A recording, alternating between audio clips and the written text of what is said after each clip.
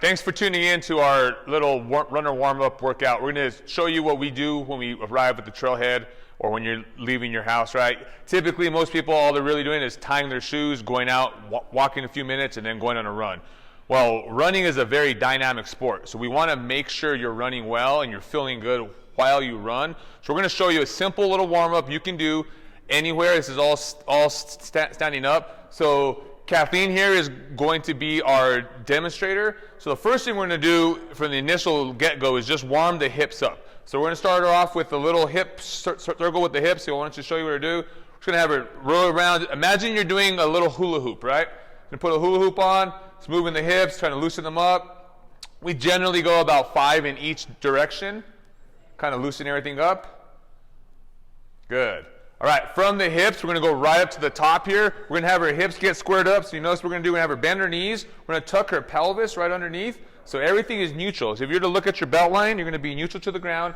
Now we're going to have her cross over her hands. And we're going to go into an upper back, a thoracic mobility exercise here. So she's just moving from her T-spine here. You got to think about it. Not just when you run are you using your lower body, but you have to use your upper body as well. So you're going to be moving those arms, and you're going to get some rotation at your shoulders. Good. Same thing, about 5 each direction. From there, we're going to take her right into some lower body mobility here. It's going to go legs wide. We're going to go into a lateral lunge. She's just going to stay in place, and all we're going to have her do is drop into her hips, sit into the hips, come back up, and then we'll have her switch to the other side. And that's it. Again, this should be very easy. A lot of times what I'll have people do this. They'll hold on to their car door, and they'll just go down if they're warming up right at the trailhead. A fence post, a gate, whatever you have, if you're feeling unbalanced. We're going to show this from the side real quick, so go ahead and face me.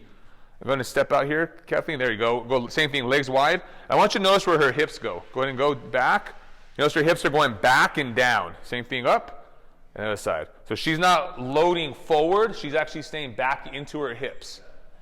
There you go. Good. The next thing we're going to do here is just a a split squat. So we're not even going to lunge. We're just going to stay in place. We're going to have her put one foot in front of the other. Good. We're going to make sure she focuses most of her weight in this front leg here. Going to step back just a tad of that left foot. Good. And to make it a little more coordinated with core control, go ahead and put your hands up behind your head. So we're doing that just so she can really focus on her core. I'm just going to drop that back knee down and then come right back up. That's it. We'll do about 5 reps just like that. So you know she's really keeping her weight forward in this front leg, trying to load up that hip and that glute. Good. I want to have you turn. Just have you face the window there. Do the same exact thing. And stay loaded up. You're just going to drop straight down. Good. Maybe not too far forward with this knee. Going to keep it. There you go. Good. So if you notice that from the side here, keeping that posture, really focusing on the front hip. Good. So you should feel this. Obviously, you're going to feel the front leg working, but you're also going to be feeling that back hip flexor starting to stretch out a little bit. So the next one after that, we're going to put it together. We're going to do a rotational lunge. So we're just going to have her stay in the back position. You notice what I want you to see from the front here. Here's a straight line, and I'm having her keep her foot to the outside of that line. So you can probably even step over just a little bit more. There you go. You're just going to sit back into your hip. Come back up. There we go. We'll do that about 5 times. And she's going to load up this back heel as she does this. So she's feeling this in the hamstring, right? For the groin area a little bit. Good. If you want, you can even add a little lift with that front heel. Let me start front toe. So now she's getting a little bit of calf stretch out as well. Good. Let's go ahead and just switch sides real quick just to kind of show what it looks like. On the other side. Good. You're going to sit back. Good. And that's it. Good. So real simple, real easy. The next thing we're going to do, we're going to go into a little hinging action for the hip.